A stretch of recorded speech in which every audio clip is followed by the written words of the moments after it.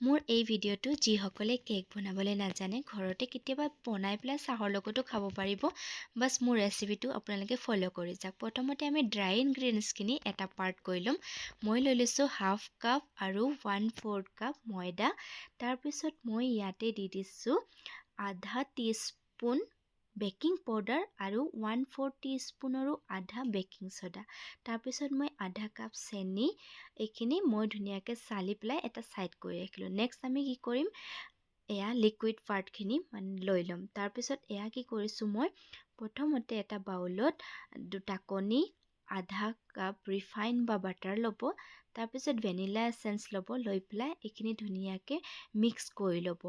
তাৰপিছত ইয়াতে ড্ৰাই ইনগ্ৰিডিয়েণ্টছখিনি মিলাই দিলে হ'ল। মিলাই পেলাই এনেকৈ ধুনীয়াকৈ মই যেনেকৈ কৰিছোঁ তেনেকৈ কৰি ল'ব।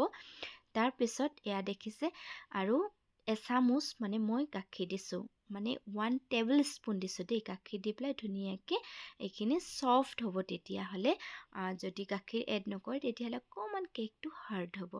তো সেয়া হৈ গ'ল আমাৰ বেটাৰখিনি ৰেডি। তাৰপিছত কেক টিনটো মই অকণমান তেল দি গ্ৰীজ কৰি লৈছোঁ আৰু লগতে মই বাটাৰ পেপাৰ ইউজ কৰি অকণমান ময়দা ছটিয়াই এইখিনি ধুনীয়াকৈ কৰিলোঁ। আৰু এয়া মই আগতীয়াকৈ 10 মিনিটৰ কাৰণে প্ৰি হিট হ'বলৈ দিছিলোঁ। তলত নিমখ দিছোঁ, এটা ষ্টেণ্ড ৰাখিছোঁ, তাৰ ওপৰত কেকটো দি দিছোঁ। এয়া চাওকচোন, একদম আপোনালোকে ফ্লেমটো মিডিয়ামত ৰাখিব, একদম কমাই নিদিব। এয়া চাওক 25 মিনিটত আমাৰ কেক ৰেডি হৈছে। আৰু কেনেকুৱা পালে কমেণ্ট কৰিবলৈ জনাবলৈ নাপাহৰিব।